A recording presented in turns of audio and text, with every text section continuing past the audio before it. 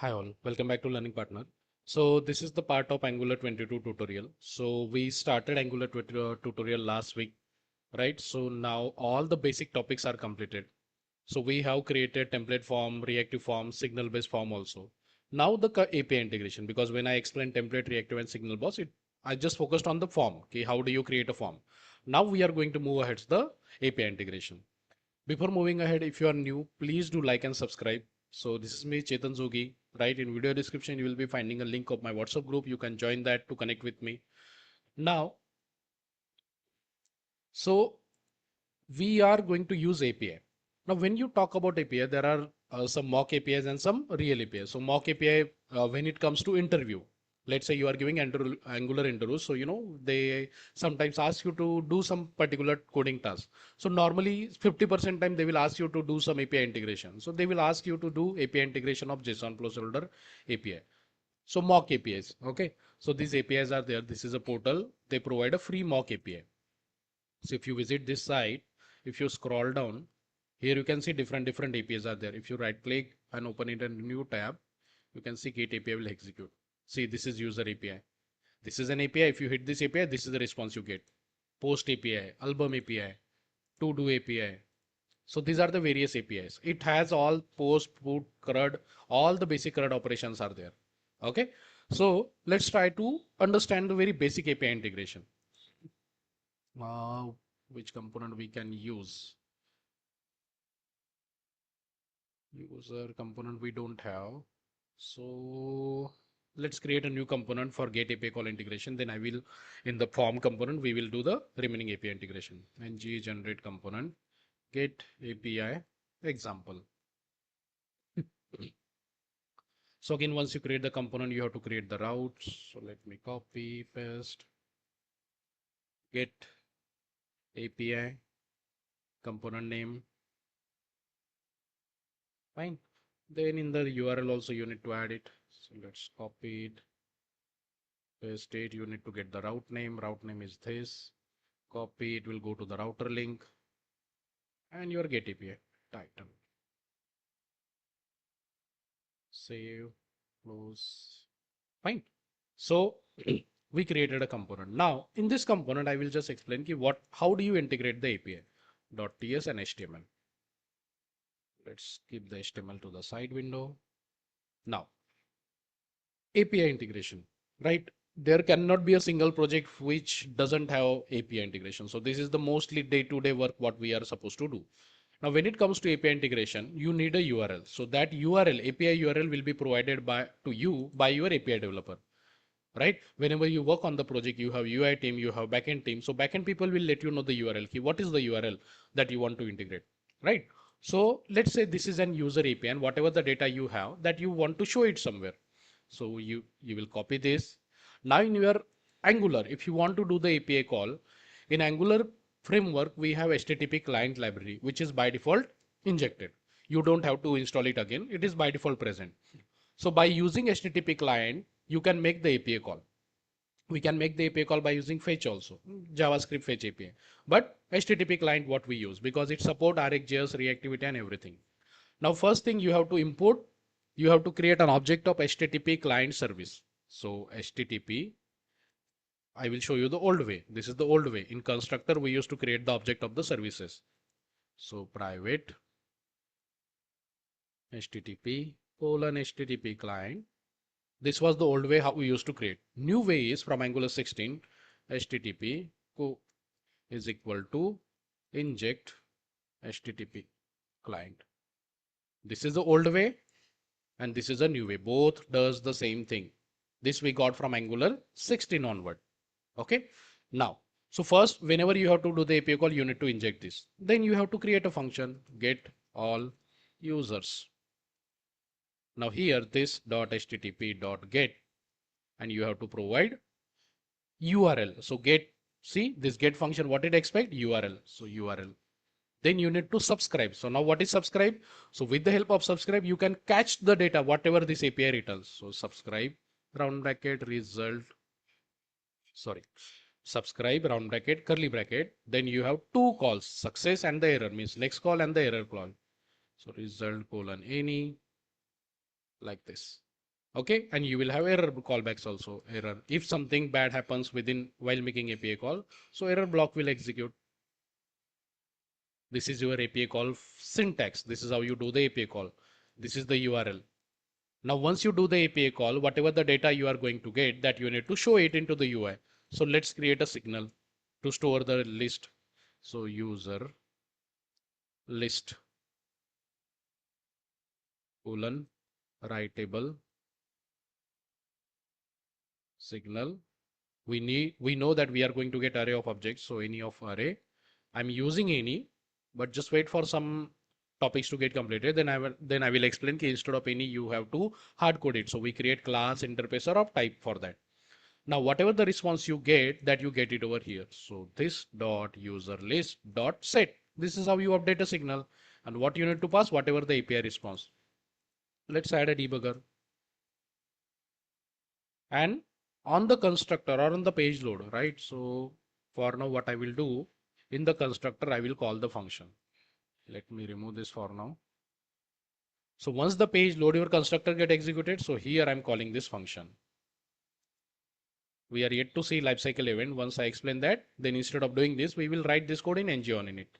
But for that time, you can make the API call over here. On the page load, directly I want to make the API call. So that's why I'm calling it over here. Fine. Let's say it for now. So if I navigate to the Gate API, so here you can see API call happen, and whatever the response it return, that you got it over here. See result 10 response, and that 10 response you are assigning to your signal. Okay. So here you got the list of users. Now let's say if you want to show it, let's say ULLI. So UL, and inside that for loop on the signal, it's a signal. So we will access it as a method. And inside that you will have li. Inside li you can show.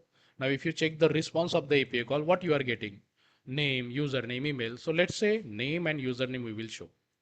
So item dot name space, again interpolation, item dot email I will show. Let's say when, let's see now. So if you see over here, API call happen, and whatever the response we got, see it is coming over here, name and the email name. So we had a signal, we initialize the signal with empty, but this signal is getting the data from the API call. So whatever the API response, whatever the response of that API call was there, that we stored into the signal, and that we are simply printing it over here. Make sense? So this is how you do the Gate API call. Let's try one more. Another, let's say get photos or get, what was that? Let me try get photos. So this one other API is there, get photos. So here you can see around 5,000 records we have. Let me scroll it down. See, around 5,000 record we have, and we have some images also. Now this API we need to integrate. So again, one more function, get photos, round bracket, curly bracket, this dot http dot get. Syntax will be common, just your URL will keep on changing. Dot subscribe, round bracket, subscribe, round bracket, curly bracket, next, colon, bracket, response, like this. Now just we have created one signal to store the user list. We need one more variable to store the data. So photos list colon writable signal any of array, because it's an array of object. Signal, let's initialize it with empty val array, empty array. Fine. Now here also we need to store the same. So this dot photos list dot set, and what you need to set, the response. Now here we didn't given the data type. So here also we have to give the data type any. Okay. And this function also I will call it on the page load. Your error block is optional. Okay. But normally we write it. So this is your success block. If API call is success, nothing breaks. So you will, next block will execute. If anything breaks, your error block will execute. Fine. Now on the page load, we are making two API call, one get all user and get all photos. Now let's try to show the photos. So here call 4, call 8, and here I will show the image kind of thing. So let's say we have row, call 3. What type of data we are getting? So we are getting title, right? So title we will show first. Now hold row I will iterate. So here you can see at the rate for loop, and we will iterate on the photos list like this. And hold row along with all the columns we are going to iterate. Let me format. Now in first column, what I need to show? Just the title. So item dot title.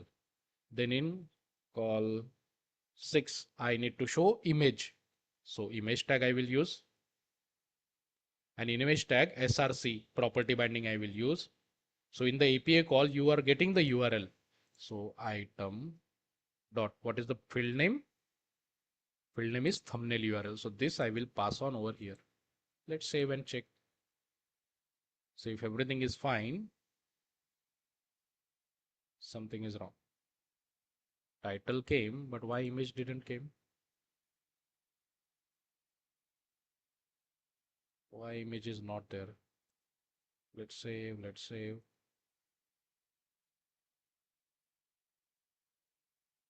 Let's try to inspect and check why image tag is not coming.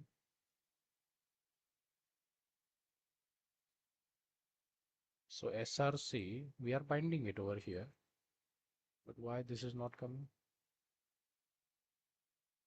Okay, wait, something is wrong with the image. Let's try this one, URL one. I think they might have removed this. The image is not present. Okay, so, but you can see the data. So we got around 5,000 records. So that 5,000 title we are able to see. So photos has around 5,000 record.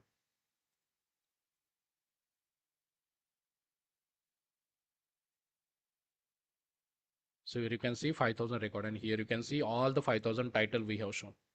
Instead of image tag now, let's show it into the URL also. Item dot URL. So first user list will come because it has just 10 response. This has 5,000. So API will take some time. Reload. So see, user came quick, then see. Okay. So this is what GET API. Now these are JSON placeholder API. These are mock API, testing API. Let's say you want to see the real API. So you can visit freeprojectapi.com. So this is, I have created so many project API. You can explore this and click on explore project APIs. Here you can see so many project APIs are there, right? Let's say bus booking or employee app, or let me try which one. Yeah, let's go with bus booking. Okay, so in bus booking, you can see get bus vendor APIs there. So you can click on it. You can click on test endpoint, and here see the response is coming. So this is the URL. This you can integrate, get all vendors. Again, this .http .get your URL. Then you need to subscribe. So .subscribe, round bracket, curly bracket, next block.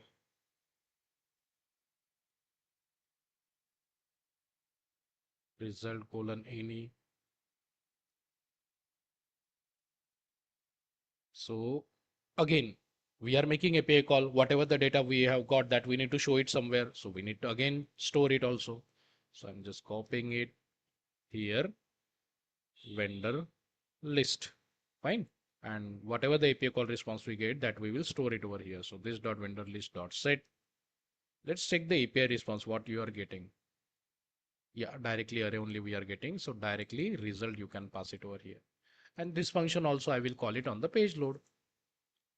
So on the page load, I'm making 3 API calls. Okay. Now let's hide this because it has 5,000 record. Now it's taking so much of space. So call for one more call for I'm creating. Let's go with call it. And here we will use table, because if you check the vendor list, it has so much of data, right? So let's show that data in a proper table. That's what we normally use. So th, tr, th. So let's say serial number, We have seen the get for loop. There we have created table. That time we created a static array. Now it is coming from the API. So vendor name, what things we have, contact and the email ID. So contact and email ID. So this is your heading. After that you need T body. So T body, then your TR. What number of TH you said, that number of TD you will need. And this TR you need to iterate. So at the rate for loop on vendor list. You will iterate on vendor list. And this will go inside this. So here in the first TD you have to show the index. So $index plus 1 because it will start from 0.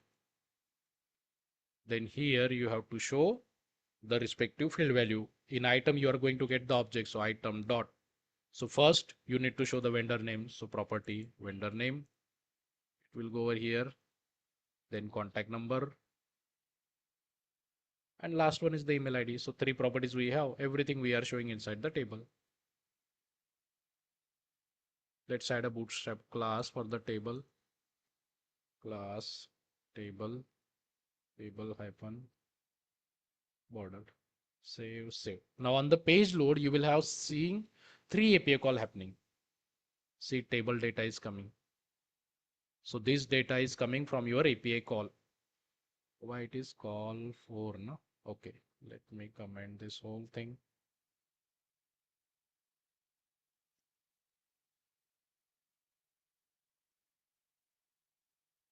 Okay, now you see, let me open the network tab.